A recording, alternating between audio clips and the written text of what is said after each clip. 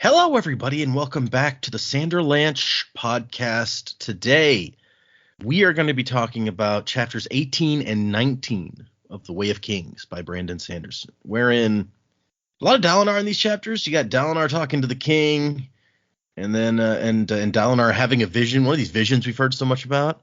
And while that's going on, Adolin is pursuing the king's investigation, but also pursuing some of his own. I guess maybe you'd call it an investigation. In the middle of a date, maybe indicating why his relationships don't last long. But we'll get there. I'm Data, and with me is Jack, Joe, and Jamie. So hang on to something, everybody. The Sander Lanch is about to begin. Fear in the blade, the spirits of the fallen faith, soil and degrade, my legacy and name, bend in the code, the father duty long bestowed, burdened by the shame. When order dies, there will be no pride in victory. When honor dies, I will be denied by history. I give my everything, return the reckoning. Flare of the ghost fills my eyes. When honor dies. So yeah, 2 more chapters and a lot of, like I said, a lot of Dalinar. So what did you guys think of these 2 chapters? I mean, I like Dalinar, so that was all good. Like the Adolin stuff, I'm just like, all right, cool. You're womanizing Git, and the woman's don't seem to be too thrilled with that. Like, oh, let's go on a date. All right, I need to go to the leather worker and then go talk to the priest. Which, okay, fine. You need to go do these things. You have orders to do one, and then you're concerned for your dad, so you want to do the other. That's all fine. Why the fuck are you taking your girlfriend? Just say, hey, I've got some obligations to take care of first. Can we meet up after lunch or something? Like, what the what the hell, man? So like it was that, but yeah, like all the Dalinar stuff, I really liked. I liked him talking to Elhokar. I liked him talking to Renarin. I think Renarin deserves a bit more than he's getting, so that was nice. And then the Vision chapter was intense. I don't quite know what the monsters they were fighting were. The descriptions were kind of vague, so given this book, I'm just going to refer to them as the smoke crabs. And yeah, like interesting that he seems like there does seem to be a guiding presence behind it, talking to him. So yeah, a lot of food for thought there. Interesting stuff. Yeah, I agree with you about Adolin. It's like, dude, just this is not a date. You could do a date and not. It's almost like he's self-sabotaging, honestly. Yeah, it's like how do you have so many women like wrapped around your little finger if you do shit, if you don't, it doesn't occur to you how much of a bad idea this is. Like how like there are no women left in the kingdom who are just like, fuck this guy. Just gonna burn through them all. Yep. Yeah. But I also agree that it's a very intense vision to be just thrown into with Dalinar here. But I guess that's his feeling about it too. Yeah. It's just like oh shit, storm's coming out of bloody nowhere. And now I'm wondering, it's like is that part of, like, do other people suffer from these visions? Does whoever the shard is, are they sending the storms to give these visions? Is that how it comes in? Or I don't know. There's like a lot of stuff to unpack there. That's a good point, actually, because we about the storm coming out of nowhere, because we've been told up till now it's like they can pretty much predict the storms. They're right most of the time anyway.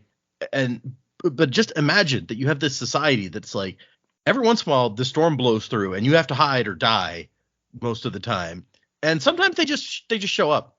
Like, you have a good idea when most of them are going to show up, but not all of them. So, don't make any plans ever. Yeah. Like quite literally an act of God is coming through. Yeah. That's it's a interesting life to be living. Yeah. Yeah, these chapters were okay. I'll be honest. The most interesting stuff to me was like the priest talking about like the histories of people having visions, and then Dalinar talking with the prince about like new plans for how they could wage war, trying to come up with different ways that he could unite the princes and stuff. The vision chapter, I don't know. I mean, it was kind of cool when you realize like that it's, I guess, a page out of history, but at the same time, I was like, this is such a departure from what we have been involved with so far that it's just really weird. Instead of smoke crabs, I'm going to call them heartless because they seem a little bit. they seem like heartless to me. So that works. Yeah, cool stuff, but at the same time, just such a weird departure that I was like, this is okay. I don't know, like it's almost turning the book on its head for me. It's like it's going in such a different direction, and it's been going in so many different directions already that like it's just like, what is happening?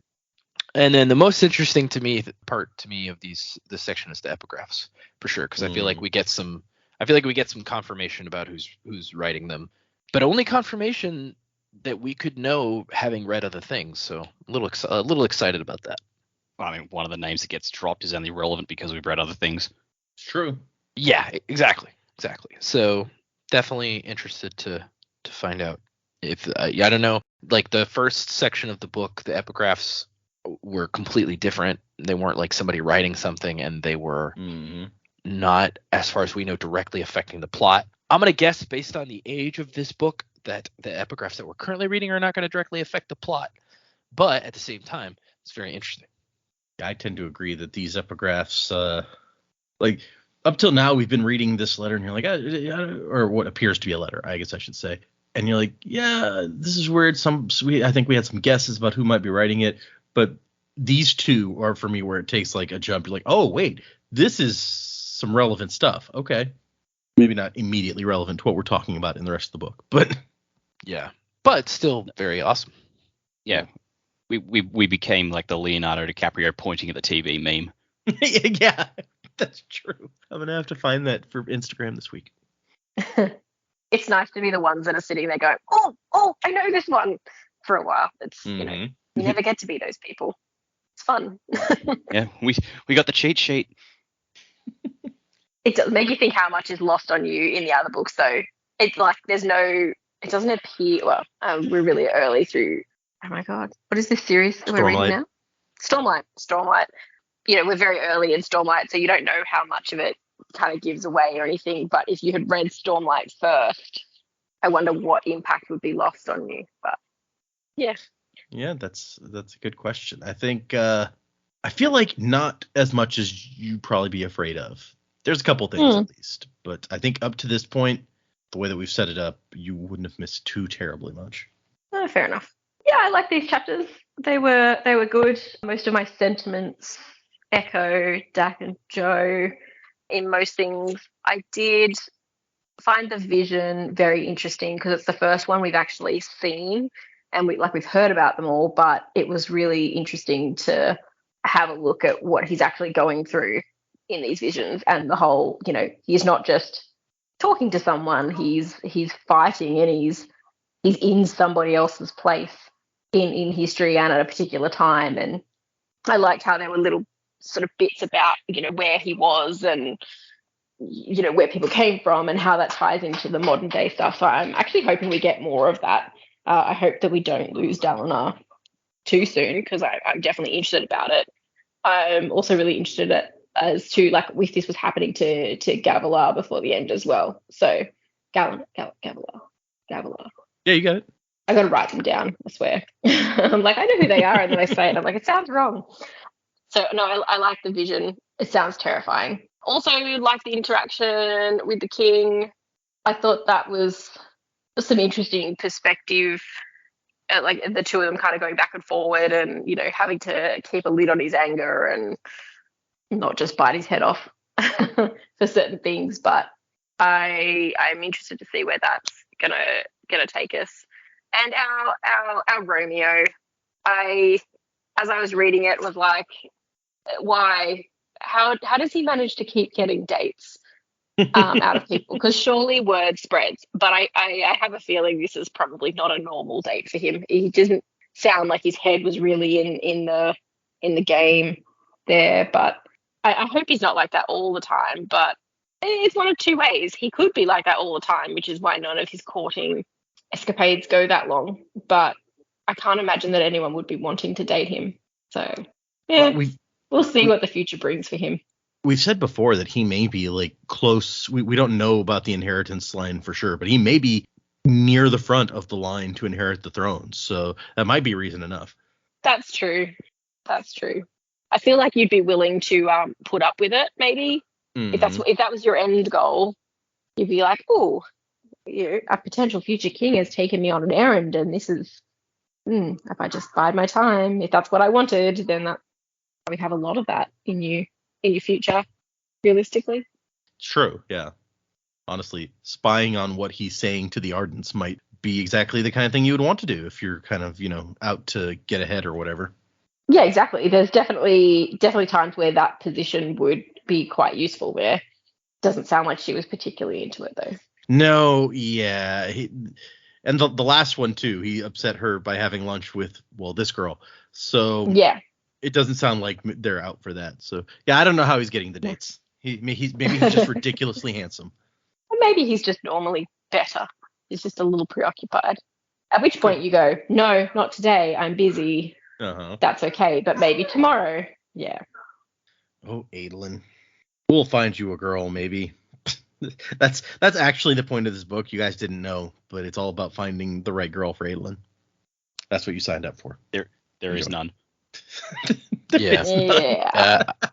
If I'm gonna have to read The Bachelor in Stormlight Archive time, good. I'll see you guys in the next book. Yeah. It's actually gonna be a reality show.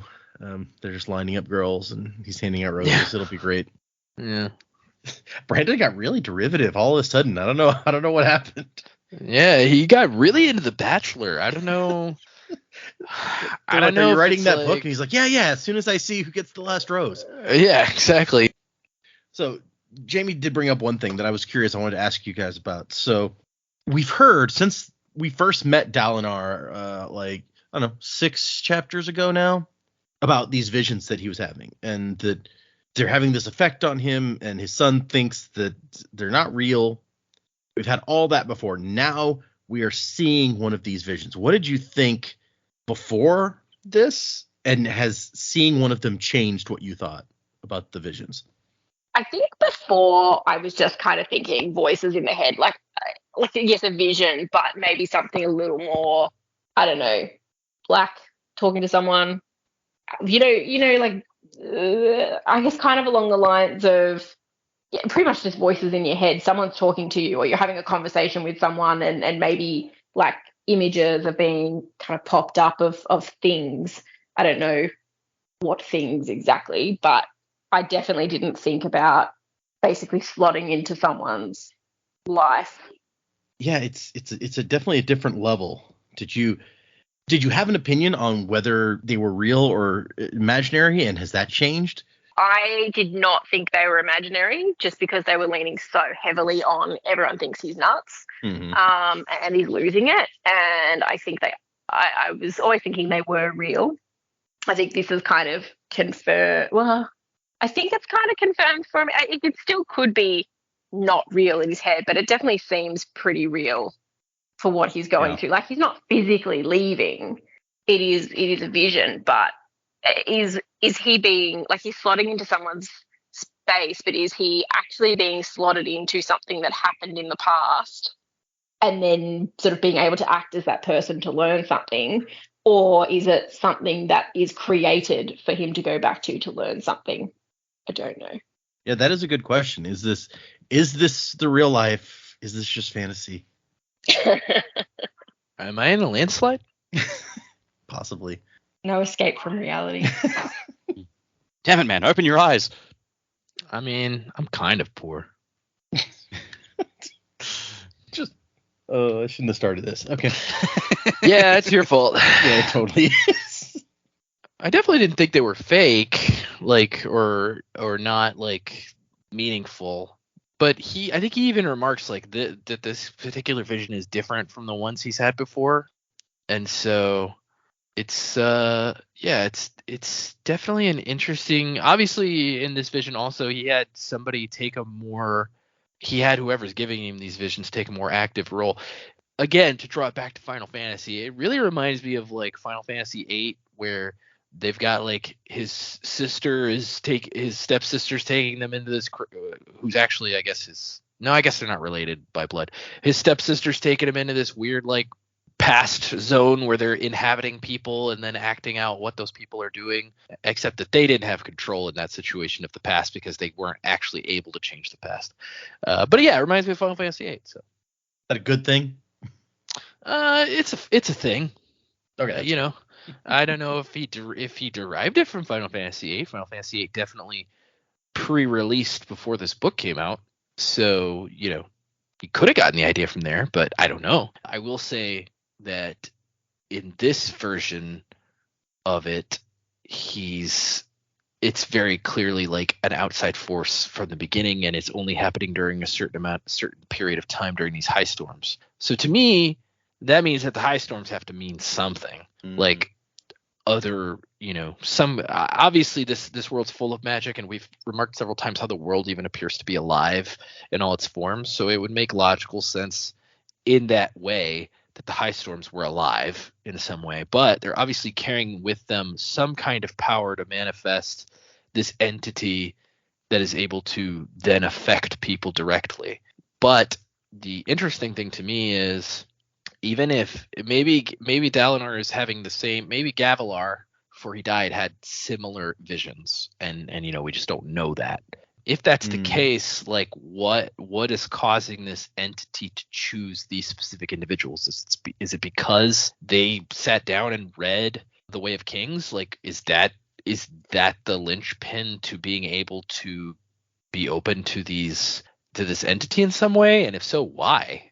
But it was very interesting to see a vision, although this one's, according to Dalinar, even this one's way more wackadoodle than the other ones he's had. So yeah, it's an interesting thought that you brought up, because we know from it being stated several times, including in these chapters, that it was like the kind of things that Dalinar is saying and thinking. They're like, yeah, your brother was totally saying this same sort of stuff just before he died.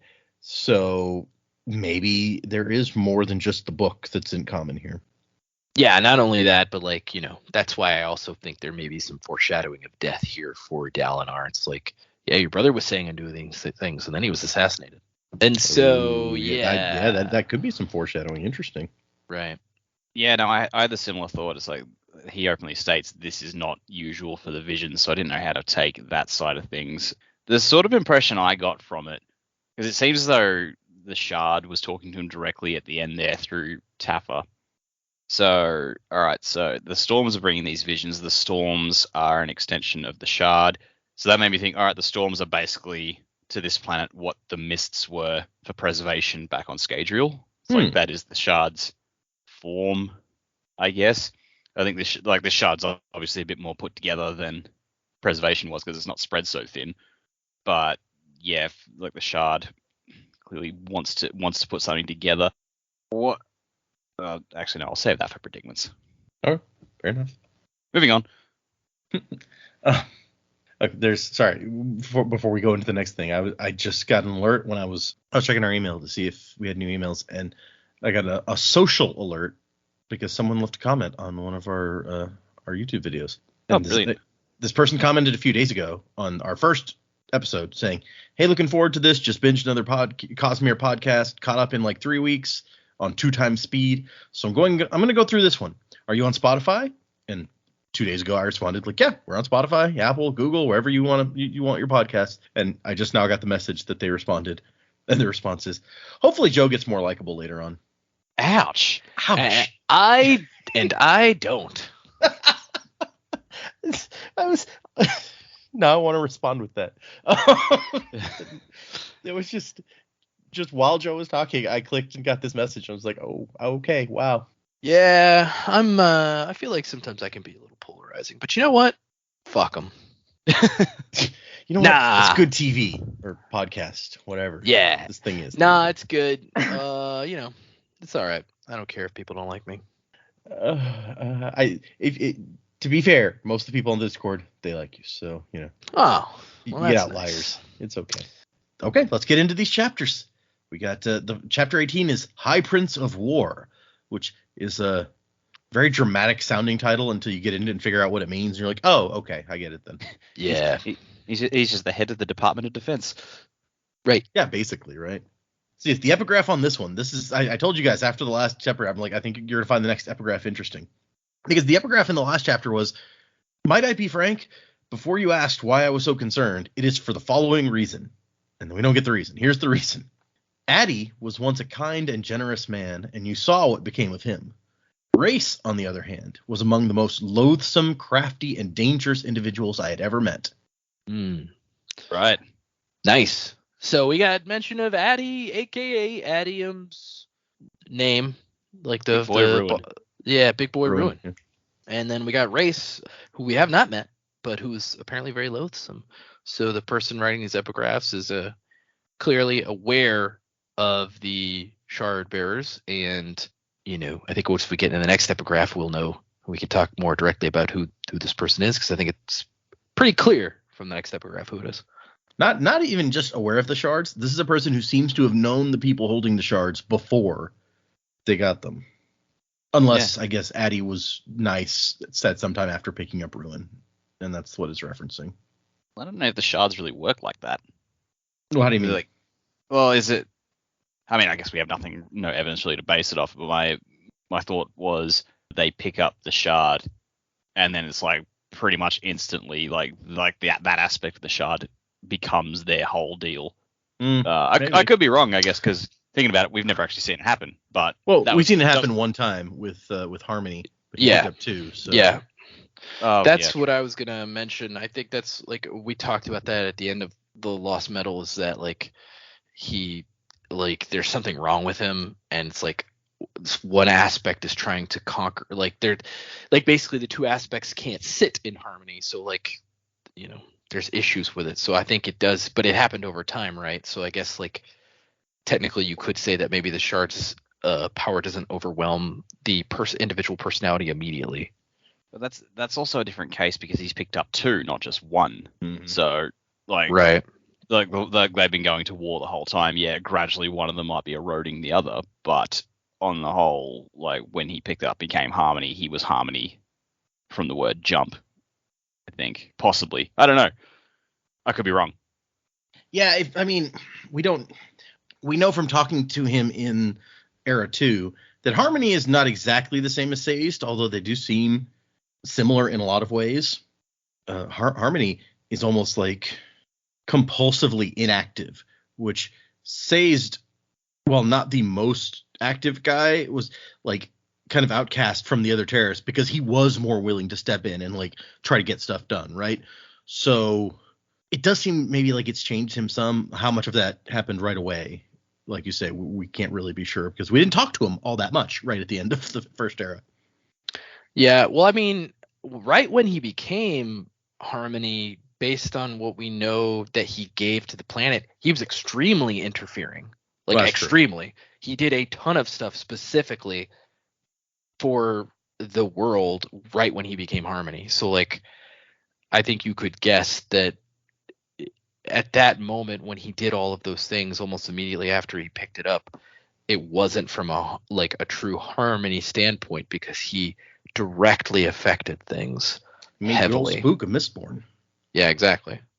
You know what? Actually, we have seen two because Vin ascended to the preservation shard for a while there, even though she couldn't do very much with it. Yeah. Yeah. Well, actually, if you're going to say that, didn't Kelsier have the preservation shard for a hot minute? That's true. I mean, Kelsier was a little bit different because he didn't have a body or whatever, so he couldn't even access the full power of it. But yeah, you're not wrong. So yeah, we've seen it a couple times. The point now being, Ruin, who we met and was an asshole, used to be a kind and generous man. Yeah, sure. Man, Ruin hit him like a ton of bricks then because he was a dick. Yeah. Well, also, do we trust the author of this? Because fair. Okay. And so now we have another guy, Race, who not a nice guy. And if the comparison is apt, then presumably this is another guy with a shard. And what kind of shard did the asshole get? And what did that do to him? Who knows? I mean, we find a little more in a minute, but yeah. So I like the epigraphs in this part. They're very thought provoking. So we're with Adolin, who has taken the strap from the saddle and he's getting it examined by some leather workers. And they're like, "Yup, this was totally cut. You need to be more careful." He's like, what do you mean? Be more careful. And they're like, oh yeah, people this looks like it came from a saddle. People are always letting like buckles hang down from the saddles, and then they'll like slice a thing. Yeah, you gotta be more careful. So it was sliced. They're pretty definite on that. But whether it was on purpose or not, we still have no idea. And you can't imagine that's going to satisfy the king. But also, Adolin has brought Janala, the girl that he started dating while still dating somebody else, with him to the leatherworking place. And she's like, I thought we were going on a walk. He's like, yeah, we're walking. I thought there would be more walking involved in the walk.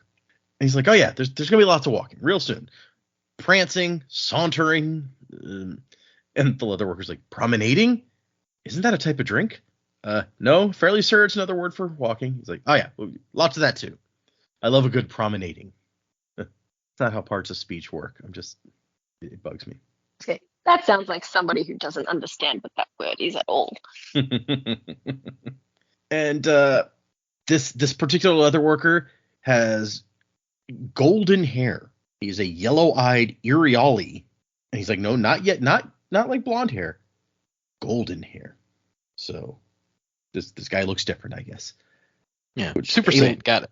Adolin's not, Super Saiyan. He's not really one to talk, seeing how he has the different kind of hair, but whatever. And on the map, there is a place called Iri, I-R-I, and so this Iriali guy, that's where he's from, or his people, I guess. And so Adolin is forced to leave this place, not entirely satisfied with what he got, but you gotta take what you can get, I guess. Also, random, possibly related, we've heard of people with golden hair one other time in the books that we've read. Back in the Lost Metal, the person who had all the newspaper person who had all the conspiracy stuff, it was like, who killed my friend? It was those people with the golden hair living on the east side. They're some kind of fairy creatures. I know it. So possibly related there. That sounds like a reach. I know. It's just the only other people we've heard of with just like gold hair as opposed to, Didn't Sereni have gold hair? Yeah, I think Sereni's hair was just like a blonde. Yeah. Isn't that what golden hair is? No, he specifies this is not blonde. This is gold. Yeah. Yeah. Blonde would be like, a range of colors that are a little more drab and not like, they don't have like a darker sheen to them. I think gold is like, He thinks like this even has a metallic sheen, this hair. Right. Yeah. Oh. And so the two of them go walking, and he's not only has he taken her to some not great places on their walk, but when they do just go walking, she's talking, and he's not paying attention. He's just thinking, geez, she likes to talk a lot. Usually I like women who like to talk, but I'm just not in the mood for listening right now. Probably not a good time to go on a date. I'm just saying. And she's like, oh, wouldn't you say Adolin? And he's like, yeah, no, totally. So you'll talk to him? She wants him to ask his father to let the men wear stuff other than their unfashionable uniforms.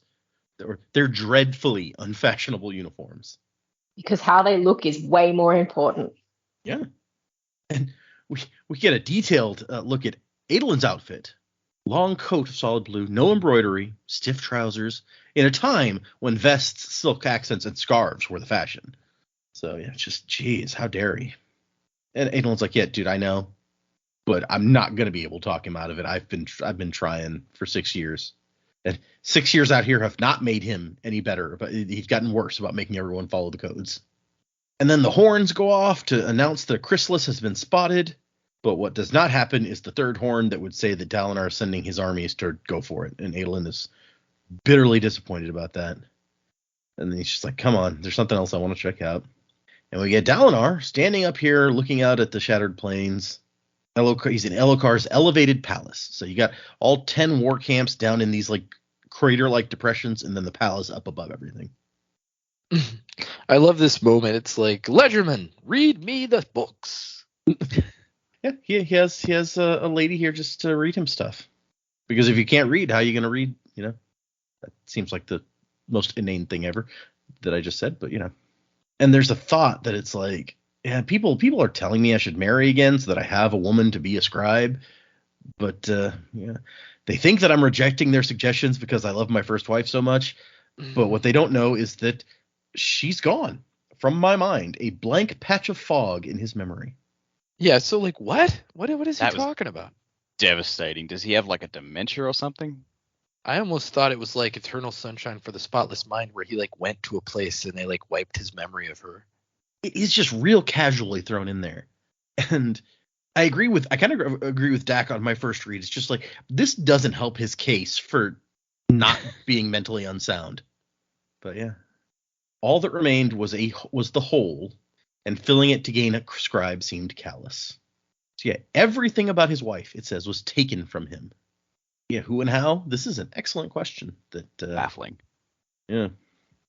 We need some rooms to inject all this knowledge about radiance and like the visions and stuff like that. Let's just get rid of this memory. That's not important. That was my wife. That would be so mean. Oh no, my wife! Wait, who was she? Oh, probably wasn't that important. And so we're getting a report on the saddle girth. No one is out there taking credit for it in the other camps.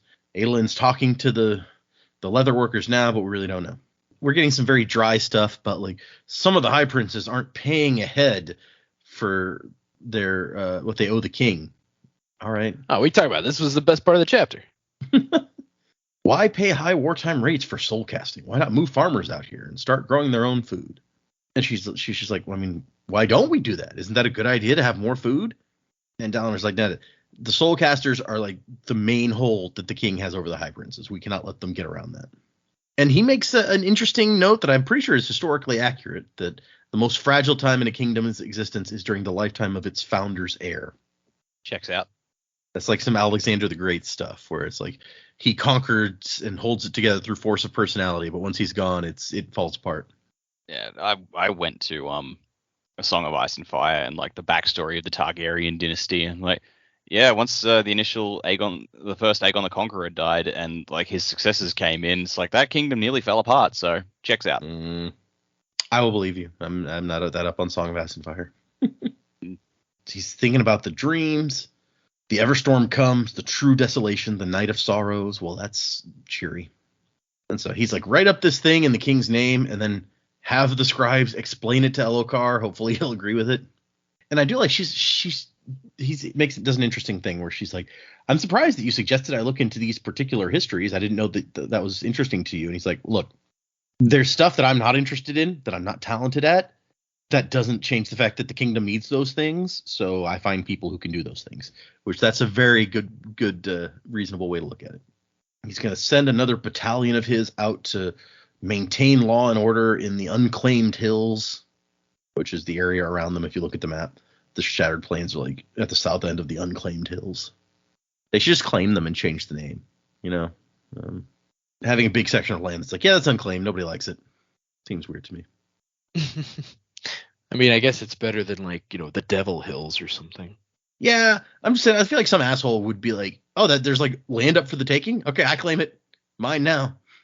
All right, I claim this area of the land. Map woman, what is the map? What is the name of this on the map? These hills are called the shit lumps. Well, fuck. Well, once he claims them, he can name them whatever he wants. It's fine. Yeah. Yeah, no one's gonna let it go though. It's like, oh yeah, this guy, he's the guy who conquered the shit lumps. No, rename them. Yeah, that'd be like renaming Twitter. The shit lumps. You just keep them titled the unclaimed land so that you mess everyone up who tries to claim it. You're like, haha, it's mine. Defeat my enemies. You fell for my trap. Yeah. Looks like you wasted a bus trip. We find out that he won a shard blade and some plate during their first year out here from the Parshendi. Like, no one knows how they got them, but hey, good for us. And then we have a talk with Renarin, or Renarin, sorry. It's such a small difference in that pronunciation, but I always get it. And he's like, dude, you know that you shouldn't have run out in the middle of the battle like that with the giant crab monster, right?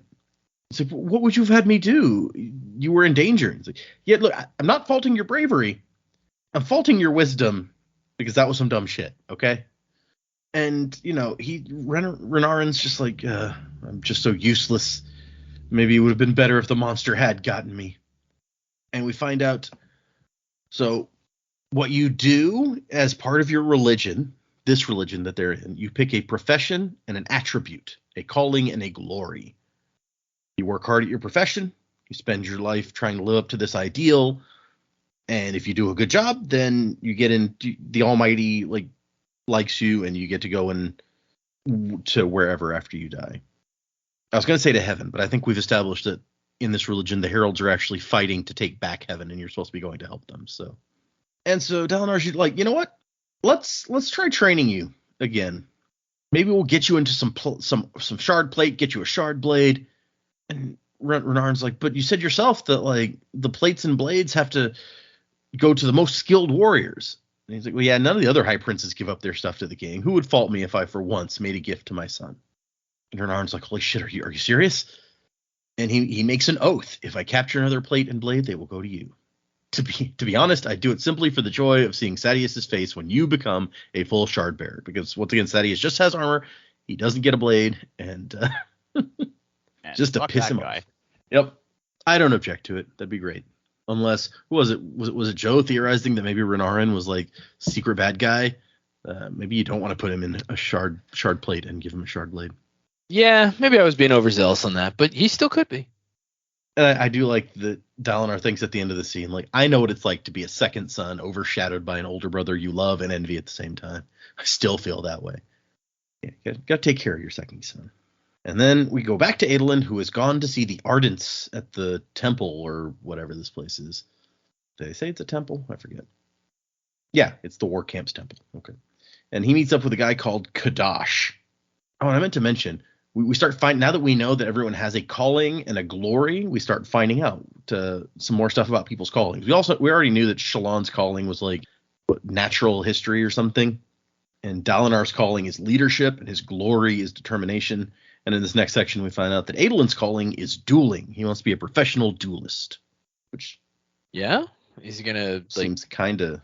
Is he gonna like fight Seto Kaiba or like? Yeah, exactly. It's time to duel. Yeah. He's got 2 blue eyes white dragons, and he needs that third one.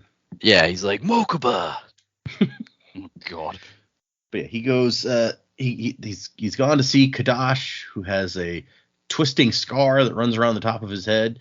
Which, the way that makes it sound, it's like did somebody scalp him or something? Jeez. And people on this planet are pretty fucked up. You're not wrong. This guy used to be a soldier, but he eventually changed his calling. He became an Ardent. It's odd, but not forbidden for a man to change his calling. I used to be a soldier like you, but then I took a machete to the face. And like, there's a lot of women here receiving instructions from the Ardents. Not a lot of men, because, hey, we're at war. It's easy to practice the masculine arts. And Janala's over here like, geez, first a stinky leather worker shop and now a temple. I thought we would go someplace at least faintly romantic. Religion's romantic? Eternal love and all that, right? Yeah. I'm going to wait outside. Yeah, I'm going to have to try that line next time on my wife. It's like, religion's romantic, right? We have a date morning every week when we go to church, right? Yeah, exactly. And he says as he watches her go off to buy her something quite expensive to make up for this, I suspect. And then the Ardent's like, well, I don't see the problem. I think religion is romantic. And Adolin gets his great. The scar makes you a little too unsightly for my tastes, my man. All about the ladies for Adolin, apparently, but also about his dad, because that's what he's here to talk about. And given that like dueling is forbidden by the codes, I can understand how for Adolin especially that is chafing if that's his whole deal. His calling in life is to be a duelist, and suddenly he's not allowed to duel. Look, your dad said you can't duel. The coach just said you can't duel because you don't want to hurt soldiers. But you get a deck of cards, you sort it out. You get your monster cards out. You have a nice duel. You don't have to play Yu-Gi-Oh. You can play Magic. You play the Dragon Ball Super card game. That was pretty fun. You don't gotta stop making that. No, I don't think so. I just stopped playing because the community here died. That's a shame. You'd there's the whole thing about playing chess with death. You could duel people over a chessboard, or if you want to follow Bill and Ted rules, you can play Battleship with death. Yeah. Have we heard about any games that these guys play in this planet? They're kind of serious. Their game appears to be hunting giant lobsters and stealing their gems. That's true. And what a game it is. Maybe like a duel. It's like cockfighting, but with giant lobsters. Oh, jeez. I mean, you could do that with the smaller lobsters. You could like use the lobster dogs, right? Yeah, It's yeah. It'd be it's more a like dog vicious fighting, I lobster suppose. fight. That's basically a Pokemon battle. Yeah. I mean, yeah, there's Pokemon who are just crabs. So, Yeah. Axehound, do a headbutt. so yeah, you get two crabs. You like duct tape knives to their claws, and you put them in the arena. It's all good. That's The messed head's up. already claws. I'm reporting you guys. I don't think anyone cares about crabs. Crab people. They would. Yeah, maybe. So what he wants to know, he's like, we gotta go talk somewhere private, and he just comes out. He's like, is my dad going crazy, or could he legit be getting visions from the Almighty, as I think he believes? So Adolin doesn't even know. He's like, I think my dad probably thinks this. So what do you think? And Kadash is like, well, that's a real blunt question. And she's like, look, you've known him longer than most. I know you're loyal. I know you keep your ears open and you notice things. So you've heard the rumors. Just tell me what you think. And he's like, oh, so the rumors are not unfounded? Unfortunately, no. It happens during every high storm. He raves and thrashes around and afterwards claims to have seen things. What sorts of things? And Adolin doesn't know. Apparently he hasn't, either Dalinar hasn't wanted to talk about it, or really Adolin hasn't bothered to ask the details. But he's like, I think it's stuff about like the Radiance maybe, and maybe what is to come, which apparently is just like flat out guesses, but he's just gonna throw that out there. And so Kadash is like, okay, this is dangerous ground for me. This is like toying with violating my oaths. I'm an ardent, owned by, and loyal to your father. He is the Almighty's guardian of this people, set to watch me and make certain I do not rise above my station. All right. And then we get a history lesson about the hierocracy. So at some point in the past, the hierocracy was this event where the priests basically tried to conquer the world. Sounds familiar. And so back then, people didn't get to know about religion. The priests are like, nah, this is all too complicated for you. Just believe us when we say this is what your religion says and you need to do what we say. Okay? Deal. Yeah. Again, sounds familiar. Yeah, right. This is Yeah. things that have happened. And like Adolin's just listening, he's like, I don't really actually know that much about this, but I'll just go along. I don't pay attention to history. Boring. But the priests began to claim that they were receiving visions and prophecies, though such things had been denounced by the heralds themselves. Void bringing is a dark and evil thing, and the soul of it was trying to divine the future. See, this takes us all the way back to the weird comment Shallan makes when the guy was gambling with those other guys. I was going to say playing cards, but I don't think we know they were playing cards. And she was like, you should not try to foresee the future. And he was like, it's not foreseeing the future if you know you're going to win. So here's why. Foreseeing the future that bad. makes more sense. Yeah. When the priests of the hierocracy were cast down, the Sun Maker made a point of interrogating them. Turned out there were no prophecies. They made it all up to control the people. And so he's like, so you think my dad's visions are fabrications? And he's like, oh, I didn't say that. Don't put words in my mouth. I would never accuse my high prince of lying or even of feebleness, but I cannot condone mysticism or prophecy in any form. The days of the priests are gone, of lying to the people, of keeping them in darkness. So I guess that explains why in modern day, the priests are property. And the guys who own them are supposed to keep them from rising above their station, because we had a time in the past when they tried to take over everything. So now it's like, we're not letting that happen again. And so Kadash's personal opinion is that the things he sees are likely a reflection of his past, or more likely a reflection of his past than any mystical experience. And Adolin's like, so he's going mad. I didn't say that. You just implied it. You're like, right, because I can't say something like that. And the priest puts it back on Adolin. And he's like, look, if anyone is going to help him, it's got to be you. It would not be the place of anyone else, even me. Now you should probably go and see to that young woman. And Adolin's like, yeah, I don't, even with a good gift, I don't think that this is going to last. Renarin will mock me again. And we cut back to Dalinar and Renarin in the king's palace, hanging out, being buddies. And Dalinar goes to talk to the king.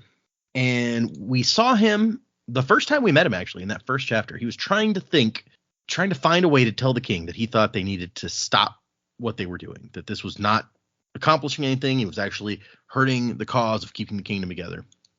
And so now he's going to come out and say it after they have a discussion about, do you think the Parshendi watch us from out there? Why did they do it, do you suppose? Why did they kill my father? And when Dalinar's like, you know what? I really don't know. That's the big question, right? Did we offend their honor? Was it a cultural misunderstanding? And Elhokar's like, primitive brutes, they have no culture. Who knows why a horse kicks or an axe hound bites? I shouldn't have asked. And so Dalinar just comes out. He's like, maybe we should be thinking about asking ourselves some of the hard questions here. Like, how long do we continue this war? And he starts approaching this possibility and trying to explain to the king that, like, this is not good for the kingdom. This is not good for helping maintain what your dad put together, what he spent his life trying to accomplish. We're out here killing a bunch of Parshendi, but not actually accomplishing anything. And the king's just like, man, what they say about you is true. You're changing. What happened to you, man? You used to be beautiful. I seen you tear man's jawbone off and beat him to death with it. I seen it. And so at some point, well, we'll get there in a minute. He's trying to convince him. He's like, we have to do this. We have to do, like, keep the kingdom together. We have to do this thing. And Elhokar's just like, you think I'm a bad king, don't you? You're always talking about what I should be doing, where I'm lacking. Tell me truthfully, when you look at me, do you wish you saw my father's face instead? And Dalinar's like, well, I mean, yeah, I'd be a really shit brother if I didn't wish that my brother was still alive and hadn't been murdered. But just because I love my brother doesn't mean I don't also love you and think that you're a fine king in your own right. Yeah, knock off this whole Faramir, you wish I had died so Boromir had lived routine. That's not where we're going with this. No. A chance for Prince Elhokar to show his quality. Although Faramir's dad was a giant asshole, so. Yeah. That's my point. It's like Elhokar, you don't need to be the Faramir in this situation because you are not looking at a Denethor. Yeah, that's fair. Also, what do you want out of an advisor, Elhokar? Yeah. He's just telling you what he thinks. He's not making you do it. Sounds Kind like of he the wants whole some. point. Yeah, sounds like he wants a milquetoast yes man. I get the feeling that if Dalinar wasn't his uncle, he would not be like Elhokar would not be standing for anything Dalinar is saying. Like, he's only keeping around because he is his uncle, and like he does love him in that regard. Like, he values his advice, but only because he's his uncle. If someone else was here giving him this advice, he would say, like, "Fuck are you talking about? Get Sadeas in here." Maybe. We also know that Dalinar has a history of being like one of the greatest generals of all time, so that may, even if he's changing, still buy him some cred. True. Although not enough for the king to seem to take what he's saying seriously. It doesn't seem like. And he's like, man, you've been listening to some readings from that book again, haven't you? You sound just like my dad at the end, all erratic and shit. And so Dalinar realizes this is not going to work. I'm not going to convince him. I need to change tacks. And so he's like, all right, I'll come at it a different way. Maybe you're right. End the war, leave the battlefield with the enemy still in control. That would shame us. But we need to change something. We need to be better. And Elhokar's like, Sadeas is already being better, dude. We talked about his bridges. Look how awesome his bridges are. Look how many gem hearts he's winning. Dalinar's like, gem hearts don't mean anything. That is not us fulfilling our vengeance pact. We need to fight this war to win the war, not to just play these stupid games. And he tries to appeal to Elhokar's like pride, where he's like, you cannot honestly tell me that you're happy seeing them out here turning this into a game, not trying to get revenge for what happened to your dad. Yeah? I mean, that's also true, though. No, I mean, yeah, you're not wrong. And I do love that Elhokar brings up the strap again. He's like, yeah, but what about that strap, though? You're not even taking stuff seriously. And Elhokar, like, looks at him suspiciously again, and Dalinar's just like, oh, geez, he's getting worse. It's like, he's like, dude, the strap is not the issue here. This aggression will not stand. Yeah. Look, the strap really tied the saddle together, okay? It's like, yeah, but it's not the issue. So Dalinar wants Elhokar to name him High Prince of War, because once upon a time, when they were still a united kingdom before it split into these different high princedoms, and before Gavilar then reunited them, the high princes each had like a specialty, something that they were over, which makes you a more unified kingdom. If, you know, the high prince of this guy is the head of the Department of Defense, and he's in charge of defense stuff for all of the princedoms, then you're more united than if everybody's running everything in their own areas. So that's what he wants. And Elhokar's like, nah, we can't do that, man. They barely accept my leadership now. If I did something like that, they'd assassinate me. And Dalinar's like, nah, man, I'll protect you. And he pulls out like you protected my dad. It's like, oh, geez, okay, that fucking hurts. Because it's true, but low blow, dude. And Alucard's like, okay, no, I'm sorry. Shouldn't have said that. It's like, no, I mean, this is one of the truest things you've ever said to me. Maybe you're right to distrust my protection. And Alucard's like, why do you do that? Once upon a time, if someone said something that demeaning to you, you would have summoned your blade and demanded a duel. Now you're just going along with it. Yeah, but you're also the king and his nephew. I feel like it's not really the same thing, but whatever. Yeah, right. But he gets Alucard to listen to an extent. Alucard has a reasonable objection that he doesn't think anyone else is going to go for this. And so he's like, look, if you can prove to me that the other high princes are willing to work with you, then I'll do it. Or I'll consider doing it, okay? And Dalinar's like, yeah, that's a good compromise. Okay, good. And so he's like, okay, I'm going to have to talk one of the other high princes into like cooperating on something. Who do I start with? He's coming up with a plan, and then Renarn's like, oh shit, you see those clouds? Is there supposed to be a high storm tonight? Renarn's like, Elthabar said it was unlikely, but he's been wrong before. And should we go to Aladar's camp because it was the closest? And he thinks Aladar's men would take him in because no one would forbid shelter to a high prince during a storm. But no, he knows what's about to happen, and he can't have it happening in somebody else's camp. So we ride. And they make it to Dalinar's camp and inside one of the barracks just in time for the storm wall to hit. And it starts. And that's our next chapter, chapter 19, Starfalls, which is all the vision that he has during this storm. Although first we get another epigraph. He holds the most frightening and terrible of all the shards. Ponder on that for a time, you old reptile, and tell me if your insistence on non-intervention holds firm, because I assure you, race will not be similarly inhibited. It's Hoyd. Hoyd's writing. It's Hoyd. That old reptile bit, dead giveaway. Yeah, and I think in the other thing we read, they talk about interference and not interfering and watching and all that stuff. So yeah.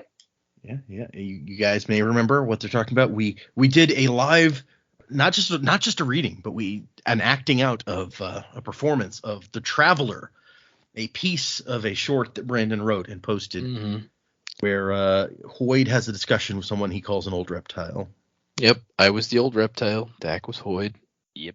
So it's that was a while ago now. Was that after Secret History? I think it was right after Secret History. Yeah.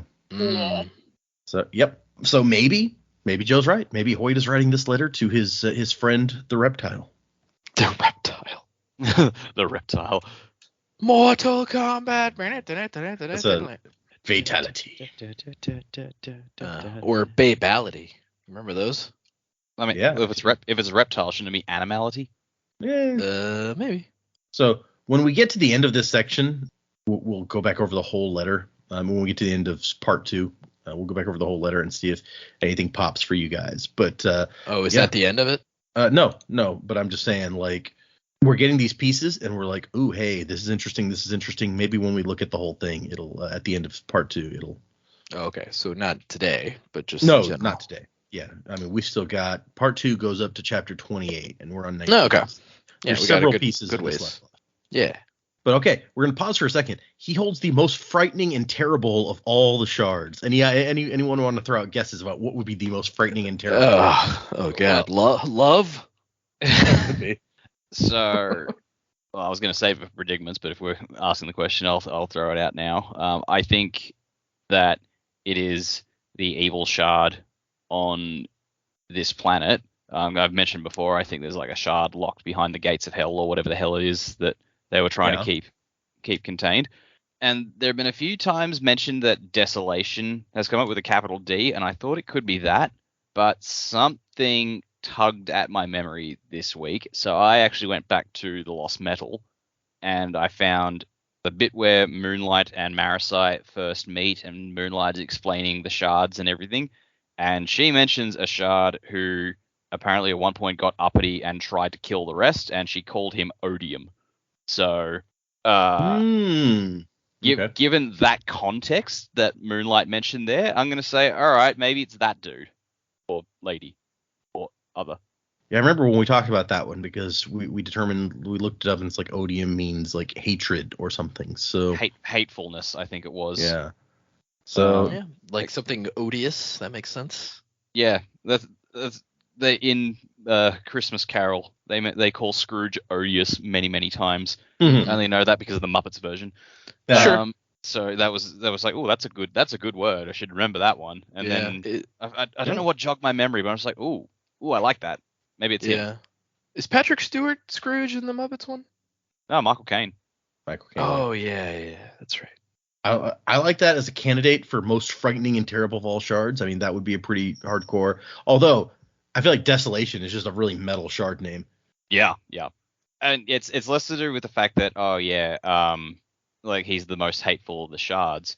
But when I looked up when I looked it up in the Lost Metal, I was like, oh yeah, this guy tried to kill all the other shards. I'm like, well, that seems pretty daring. Yeah, no, I could see why, if Hoyd was writing this letter, Hoyd would be concerned about a guy who tried to do that. Yeah. Well, I imagine like we know it didn't. Oh, I mean, it could have because we've seen them around. But I feel like Odium did not succeed in killing all the other shards because we've still seen them. Yeah, we know some of them. Yeah, but I imagine that if Odium, if that's who it was, had succeeded, then I imagine Hoyd would probably be next on the list. This is a possibility. We have at least one.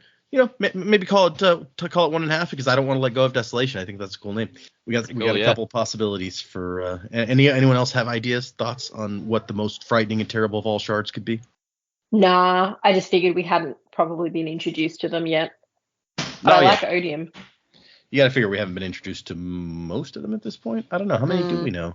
Ruin and Preservation. We know those. What else? Oh, we know Autonomy. That's 3. Do we know? I told you guys the ones from Cell, right? Dominion and Devotion. Devotion?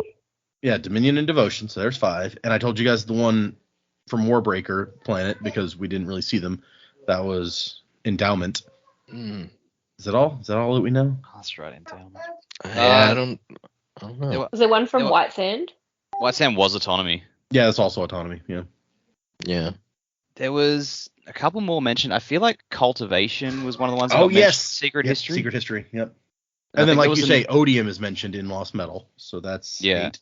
I think there was more mentioned in Secret History, but I don't know. I can't remember specifically. So we know like at least half of them. If there's 16 and we know 8, we know at least half of them. So that's not bad. Oh, all right. Okay, moving in. So Dalinar just is suddenly in a different place. He's in a barn instead of the barracks. And it is a cool, crisp night. No sword, no uniform. And he's like, Storm winds, where have you sent me this time? This would be the 12th vision that he's seen. That hasn't been that many. We don't know how often the high storms come, though. And there's a little girl that comes out of the shadows. She's like, Father, what's happening? And he has no idea, but he's like, oh, hush, it'll be fine. What about Mother? Mother, she'll be fine too. Probably, maybe, I don't know. Tries to summon his shard blade, but that won't come. It's unfortunate. He hears something scratching against the barn wall. And then all of a sudden, something just comes through the wall. It was a black thing, lit only by moon glow and starlight. Something black and bigger than an axe hound. And had an unnatural wrongness to it, whatever that means. So yeah, then they run. And he gets a sack full of grain. And he figures out that this thing, it's sniffing for them. So maybe it can't see them. And then it comes in and it hits the sack, rips into it, and then he kicks it. And it says that it felt too soft, as if he had kicked a water skin. And then he flings the bag's contents up to make a cloud of dust and dried lavis, so that they can, maybe the thing won't be able to find them and they can run. Once they get outside, he can see that they're on like a small farm, and there's a little settlement nearby, several dozen homes. He can see the lights. He makes it to the house. There's a lady in the house. She's like, oh, yeah, you found her head. Bless you. It's like, I don't know. This whole section's so weird. I don't even know what to comment about it. It's just weird. It's like a mini episode inside the book. Yeah, it is. I mean, it's completely kind of independent. You're right. And so, yeah, like there's another creature. There's more of the creatures trying to get into the house as well. He gets slashed in the face by one of them that just like comes through the window And he's looking around for a weapon, and he finds the poker, the iron poker in the fireplace. And that is his weapon for the rest of this chapter. You know, poker isn't maybe the best weapon, but he makes of it what he can, and he gets in some hits on these guys. Yeah, it's interesting to me. They mention these two different fighting styles, but like he doesn't really go into very heavy description of the fighting styles. So I was like, okay, well, this is information that does not paint a picture for me because I don't know what he's doing. Yeah, he was trained in wind stance, but he fell into smoke stance. All we know about smoke stance is it's better with an imperfect weapon. Yeah, it's not. I guess he says 1 foot forward, 1 foot behind, and the sword held high with a tip towards your opponent's heart. So that gives you maybe an idea of the beginning form at least. And now he gets a little better look at the creature. Skin like a pool of tar, no visible eyes, knife-like teeth, set in a head set on a sinuous, boneless neck, 6 legs, bent at the sides, appearing far too thin to bear the weight of this fluid ink-like body. These things are lookers. Yeah. That makes me think like insectoid kind of legs. Yeah. It honestly, I said heartless earlier, but what it reminded me of is if a nobody from Kingdom Hearts 2 was black like a heartless, that's what it made me think of. Like the little nobodies, their legs bend the wrong way and they like twitch and move around really weirdly. Yeah, they tend to be all willowy and stuff, yeah. So then a second one comes in, following its buddy through the window. Not good. And the woman seems to know him. She's like, Heb. He's like, what does she even see me as? Like, her husband? Random farmhand? Like, what? And so he hits one of them and cuts a gash into it, and the wound bleeds smoke, which that's also kind of disturbing. And it doesn't seem to, like, slow it down all that much, honestly, which is also not good.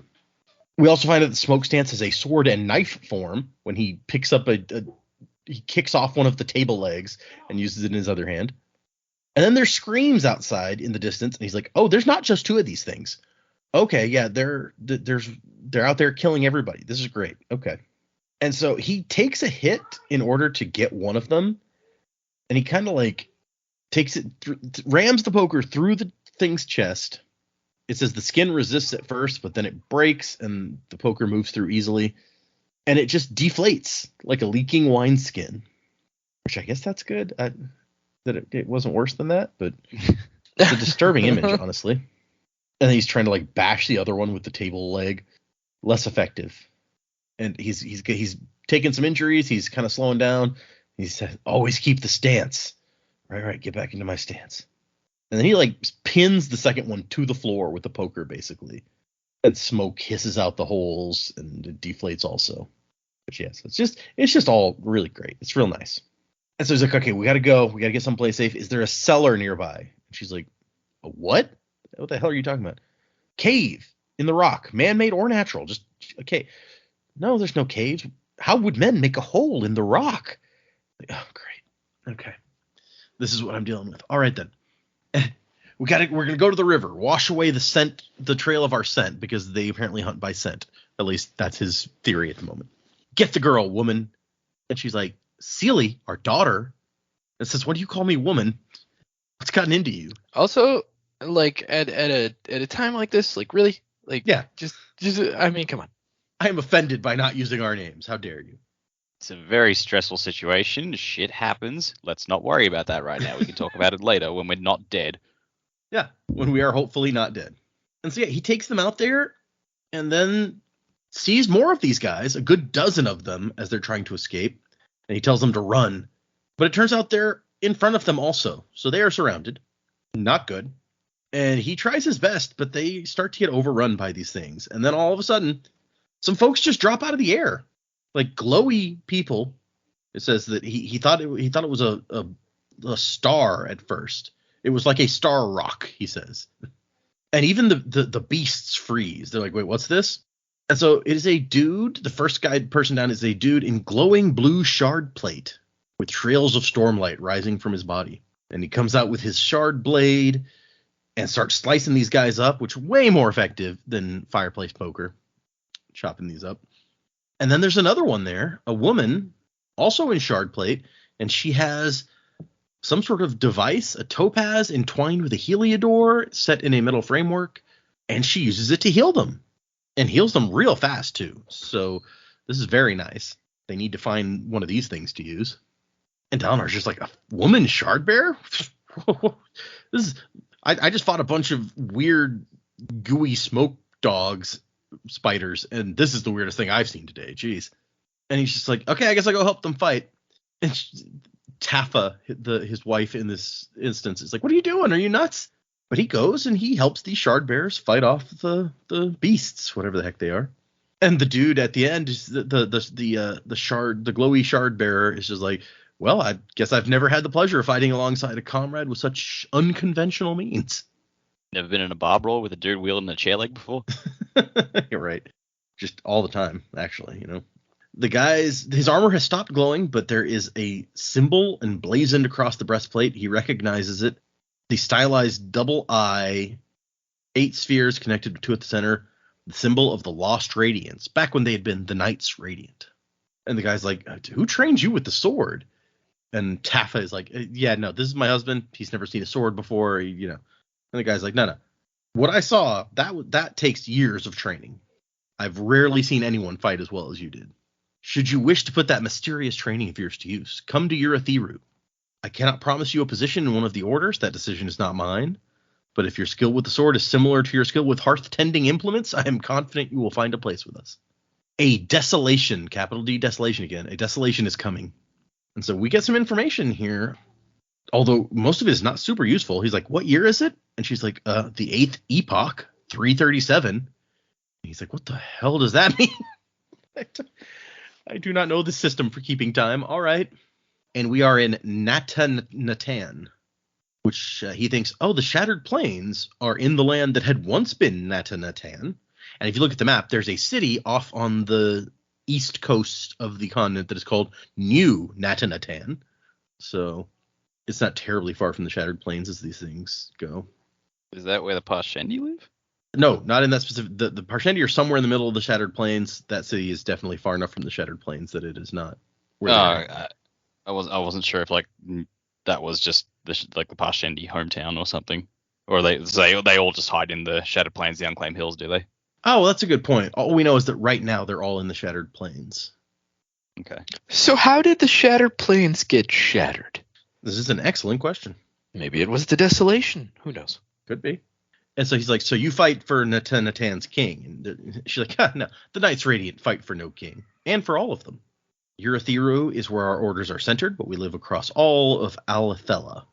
He's like, Alethela, that's the historical name for the place that had become Alethkar, which is where he's from.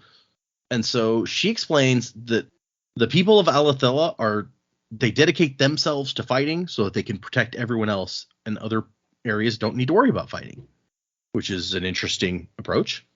Every pasture needs 3 things: flocks to grow, herdsmen to tend, and watchers at the rim. We are those watchers. Very dramatic. And so he's like, so if there's a desolation, that means Voidbringers, right? Are these Voidbringers that we're fighting? She's like, no. This was the Midnight Essence, though who released it is still a mystery. So there you go. That's what they fought, the Midnight Essence. I'm sure that explains everything for you. That sounds like a underground rock band that didn't quite take off in the 70s in Britain. I like it. Yeah, that's good. Yeah. And then she goes off. She's like, the Essence returns. I have to go and help it. Call out if the Essence returns. I will hear. And then Taffa starts speaking, but with a different voice. This says, I miss these times. They were one once, the orders. Men, not without problems or strife, of course, but focused. And Dalinar's like, okay, whoever you are, you have to tell me. What's going on? Who are you? Are you a servant of the Almighty? He said, I wish I could help you. You have to unite them. Yeah, you've told me that, but not enough. Need more information. What that knight said about Alethkar, is that true? Can we really be that way again? To speak of what might be is forbidden. To speak of what was depends on perspective. But I will try to help. And he's like, then give me something that's not a vague answer. And finally, he's like, okay, tell me one thing. I'm trusting Sadeas. Adeline says I shouldn't. Should I continue to trust Sadeas? And the voice says, yes, this is important. Do not let strife consume you. Be strong, act with honor, and honor will aid you. And Dalinar's like, thank goodness, a direct answer to a question, finally. Yeah, but not helpful because, again, Dalinar's not the problematic one in this situation. That's true. But it's telling him, if you act with honor, honor will aid you. So you behave honorably, and you will get it back in some way. All right. You're right that Sadeas is the one worried about not being honorable, although it doesn't say that Sadeas will aid you or that Sadeas will become honorable. It says that honor will aid you as long as you act with honor. So, Oh, wait a minute. I did guess earlier that one of the shards or the shard, I don't, if there's multiple shards, could be valor. Maybe it's actually honor. Honor will aid you. oh, I mean, it's not capitalized here, but no, that's a good idea. Yeah, that could work. Yeah, if it's not capitalized, I don't know how I feel about that, but maybe. I like the theory. I mean, that is kind of similar to valor, and you did suggest valor, so yeah. Brandon trying to hide spoilers behind incorrect grammar. Yeah. And he's like, yeah, capitalize thrill, but honor, no, don't do that.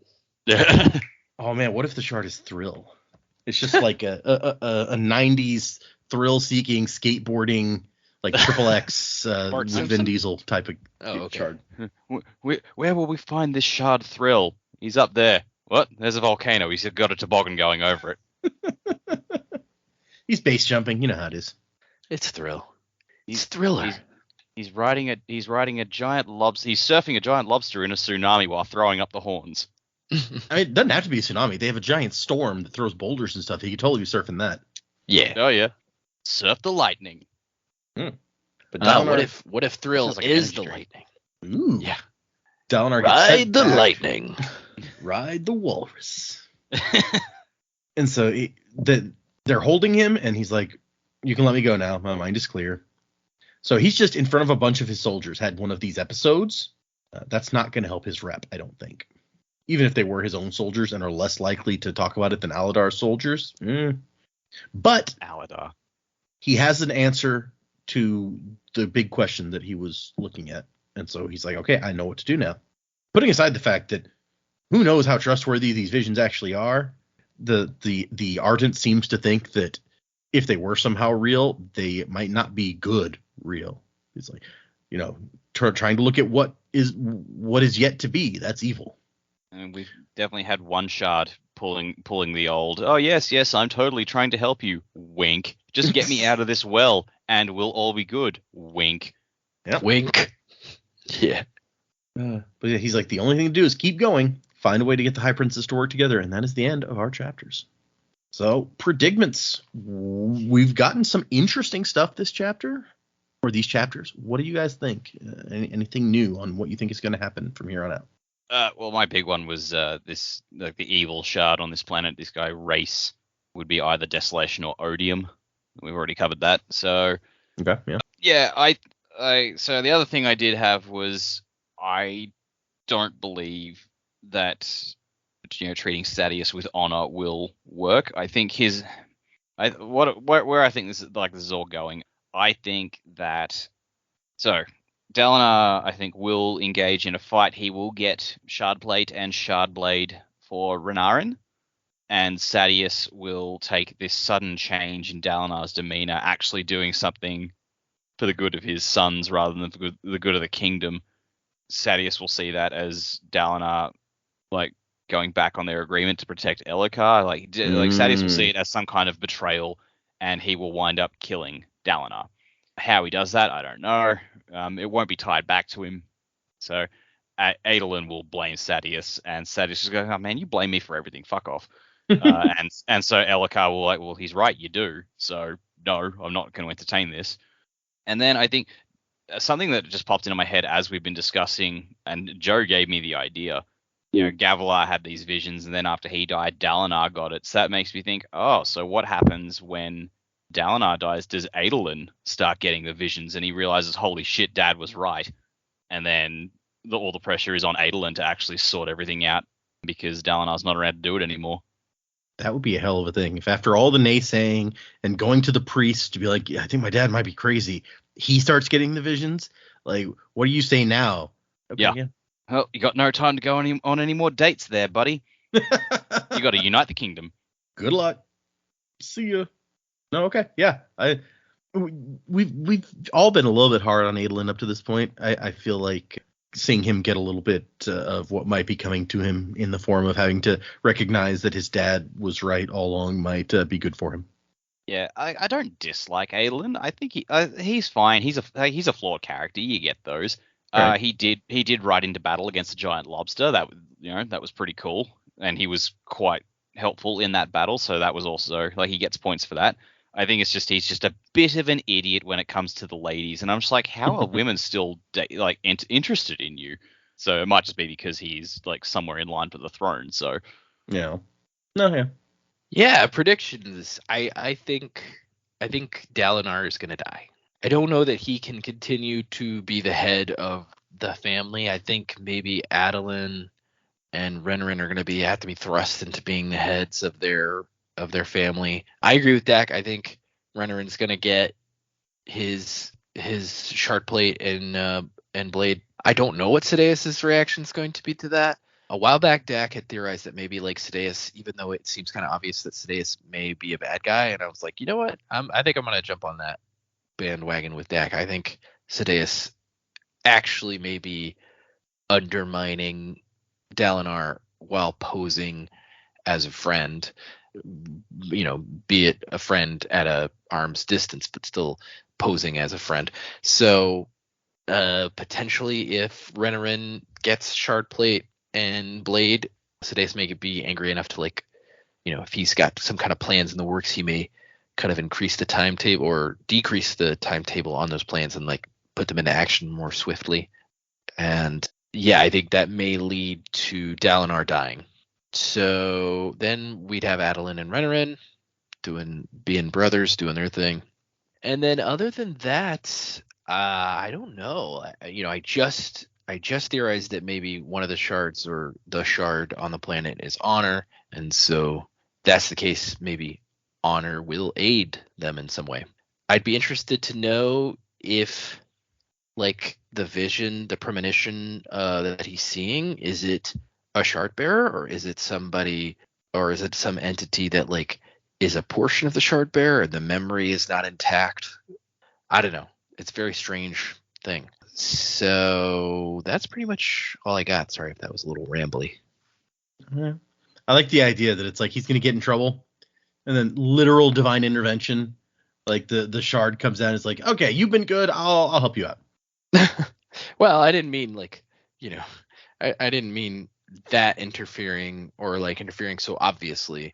More of magic comes into play that falls in his favor or something. Mine's more fun. Thrill, the shard of Thrill comes down wearing sunglasses and skis down the sky and is hey bro, I got you. He's women wham wazzle. Yeah. I'm here to tubular. Yeah. We need a 90s shard. Okay, predictions. So I think that these visions that he's having probably come back to. I'm going to go back to the title of the book, The Way of Kings, and the codes and all that sort of stuff. If you're living by these codes, you're acting honorably, you're fulfilling your what's your calling. If you're doing all of these things, perhaps this is fueling the ability to have these visions and do whatever it is the shard wants them to do. So you've got the shattered plains, you've got a shattered kingdom, all kind of looking out for their own. So to unite the kingdom maybe will restore something. I mean, we're looking at the land, but restore something that was, because you got this voice going oh, I miss these times. Okay, cool. This particular instance of vision doesn't suggest anything that would be wanting to go back to, but there's something about that the shard likes, and it seems to be before you had all of your shard plate, before the shattered plains were what we know of them now. So I think it's got something to do with being, the way that they are following the codes. Gavilar was the same. Dalinar sort of following in that footsteps. He's trying to get his boys to follow in those footsteps rather. I agree that we will probably lose him maybe the end of the book, maybe, and then it does seem to be setting up the sons to have to follow. They're already following the codes and somewhat begrudgingly part of the time, but maybe they'll see some value in the work their father's doing and go from there. Elhokar doesn't really seem that interested in following the codes, so I can't imagine that the Shard would go to the king. Like, it's the way of kings, but it's because this is the way the king should be, not about the actual king. Mm-hmm. Maybe is what I'm theorizing. That's my first thing. Okay. My second thing is that these essence things, maybe they evolve into the chasm fiends. Like they're being stabbed, and it's like, oh, that was a bit rough. We got destroyed. We've got to toughen up. 6 legs, not enough. Got to get some more legs. And some shells, and so okay. And some shells and stuff. Like, eventually they evolve. They have a chance to hide somewhere in the the chasms, and off they go. I don't know. That was my silly prediction for the week. I like it. No volcano theory, I know, but it's a crab theory. It's better than a crab volcano. theory. No, I'm just picturing this, like, evolution over however many years it is, and they're just like, gotta get more legs, gotta get some shells so they can't poke holes in us so easy. I'm all about it. Yeah, makes sense. Did you see how Chuck died over there? He just kind of deflated, like, man. Also, and I don't know if I'm just like misremembering it, when they did actually attack the chasm fiend, wasn't there smoke from the wound there as well? Or am I just imagining? I don't recall that. Hold on. We're about to find out. I'm going to search for smoke and see if it comes up during that section. The eyes smoke after you cut through the neck, because they smoke and burn whenever you cut. Everybody's eyes do if you cut through their neck with a shard blade. Okay. So there was smoke, but maybe not in the same. I don't know. Maybe the hard shell helps that. I don't know. Yeah, keep smoking. I think that. Hold on. See if there's any other. Oh, and also the other smoke in that scene is when Adelin's shard blade starts cracking, it starts leaking trails of white smoke. There's a lot of things that leak smoke. Yeah, I know, right? In this place.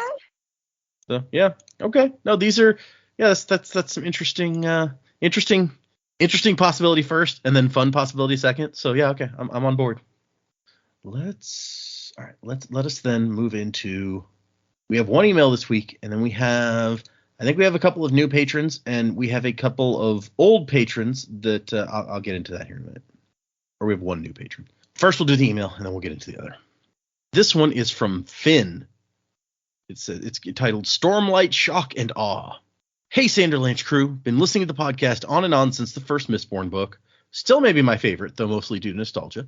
And it's cool to see how far you've come. I mostly blitzed through the Cosmere in high school, so I missed a lot of the connections on my first read-through.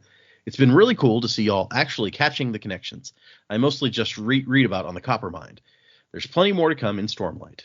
Speaking of Stormlight, I'm glad y'all seem to be enjoying the ride so far. I feel like this series isn't always super consistent pacing-wise, especially in the later books, but it has some of my favorite individual moments from all of Brandon's works. For The Way of Kings specifically, a lot of my personal favorites get these really cool two-tone illustrations in the Leatherbound edition.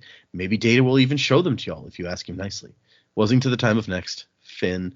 I need to go back and see the illustrations in the Leatherbound edition that Finn is talking about, because I'm not sure. I don't know that I've actually read the Leatherbound copy like I have with some of the other ones of Stormlight, because it's two big old books. It's hard to carry those around and not want to get them damaged when they're such nice copies. But yeah, that's that one. So thank you, Finn. I'm gonna look at the illustrations just because you said that, and maybe we will look at some of them on the show. Cool. So for patrons, we had somebody in the Discord bring up like, hey, I became a patron in like June, and I've listened to all the episodes since then, and you guys didn't give me a misting power or a faring power. I was like, really? Hold on. So I went back and I found when this person became a patron. They are Where is Hoyd, or Where's Hoyd, by the way. who you guys may Where's remember Hoyd? because they recently sent us an email with their I think Spotify review. But it turns out that there are 3 people that I found when I started listening to the episodes, and I was like, okay, here's the episode where the person right before Where's Hoyd gets mentioned. And then like 2 or 3 episodes go by where I'm like, yep, no new patron. And then when we have another new patron, I read them off, and 3 people seem to have gotten skipped in there somewhere, somehow. So, I feel bad. Do we know what power I Oh, no. gave Where's Hoyd as far as no, power? I could not tell you off the top of my head. Sorry. Oh, darn. I was going to try to see if I can make him a sweet twin-born because I feel bad, but I don't remember. So we'll do those 3. And if it turns out that, it came up on another episode and one of you 3 did get them and I just didn't find it, I've forgotten, whatever, then, choose whichever one Joe gives you that you prefer. It's all good. So here we go. There's 3, like I said, old ones and then 1 new one that we'll do. So we'll start out with Where's Hoyd? All right, Where's Hoyd? I feel Ska bad. level backer. Yeah, I feel bad. Where's Hoyd? You waited a long time for this. I think this one's cool. I'm going to give you Spinner. You store fortune. Oh, there's all sorts of possibilities there. Oh, yeah. The next one is Elizabeth. Elizabeth? Yep. You can be, let's see. Steel Runner. Why not? Physical speed. That's fun. Hey. Another Ska level backer from June 28th. I'll mention that Where's Hoyd was June 26th. And then July 5th is Pim. P-I-M. Pim. P-I-M. Pim, you store wakefulness. You're a sentry. Yeah. And then our new one, a Misting backer from November 15th, is Mr. Incredible 73. And Mr. Incredible, you store physical strength because, that's something Mr. Incredible That did. feels very Mr. Incredible. I agree. Yep. Yeah. All right. So thank you, everybody, for being patrons. You guys are all awesome. By the way, those 3 that we had missed have continued to be patrons since June and July. Not dropped off or anything. So thank you guys for hanging with us so long, even though I apparently missed you. That's my bad. All right. So we took care of those. Thank you guys. For next week, or for next time, we're going to read 3 chapters. So that's chapters 20, 21, and 22, which I think are mostly, if not all, going to take us back to Kaladin. So if you guys are excited for it's kind of interesting because we've gotten 2 different, very different things happening with the people in this section, because we've got Kaladin, who has some weird potentially magic stuff going on and he's got a little Spren friend who some weird stuff's going on with her too, and then we've got Dalinar with completely different weird stuff happening, and they're geographically they're actually pretty close to each other, at least compared to Shallan in the other section, but like very different sorts of stories. Maybe they will intersect, maybe not, maybe they'll never meet each other, especially if we're going to lose Dalinar soon, as Joe and Dak are predicting. It's lower class versus upper class. That's true. Yeah. Yeah. Like Dalinar's is magic shit interfering with the politics. Kaladin's is magic shit interfering with not fucking dying because of the whims of the ruling class. Yeah, I got more sympathy for one of those, I must say. Yeah. But I like Dalinar, so No, like Dalinar's great. It's just like through his and Adolin's chapters we've seen Alethi culture, and I'm like, you know what? Not impressed. So here's a good Mistborn Stormlight overlap. We're new for Word of Brandon of the week. So the question is, if a shard blade were to cut a ferrochemist's limb and make it turn gray, could the ferrochemist still tap a metal mine that was below the cut? Because you remember, if you cut through a limb with a shard blade, it kills the limb. Brandon says, what a great question. I've never thought of that. I'm going to say they could not. That's a really good question. We'll see if I go back on that, if it ever happens in the series. Yeah. I love that. Yeah. Like, well, there's my answer. I could change it later. Yeah, obviously. I mean, logical question, logical answer based on the magics. Like, you kill a limb, then you can't tap a copper mind attached to the limb. My thought was, could you take the copper mind off and just put it on a different part of your body, and then it would still work? I would think so. Ooh. But yeah, so look, I do like that. One of the reasons I put it in there was what Dak said, where it's just like, yeah, I'm going to say it works like this, unless I get to writing the book and decide that I don't want it to work like that, then it won't work like that. All right, then. But that's fair. Brandon always says that the words of Brandon are they're canon until they're not, essentially. Until it gets put in a book differently. So thank you, everybody, for listening. If you want to send us an email, like someone did today, the address is thesanderlanch@gmail.com. Find us on Instagram and X and Patreon, where I'm still posting my reactions to The Sunlit Man. And before the month is out, I will have begun reading Defiant, the 4th Skyward book, although I don't know when those will start going up because it'll have to wait till after I run out of the ones that I'm doing now. So that's what's on Patreon. If you're interested in that, go check out our Patreon. You can find us on Patreon at The Sander Lanch. Not hard to find. Music by Miracle of Sound. Remember, if you're following along, we're doing 3 more chapters for next time. And Wasing to the Time of Next. Colo, P.S. Fasher. Crab at thee. Ghost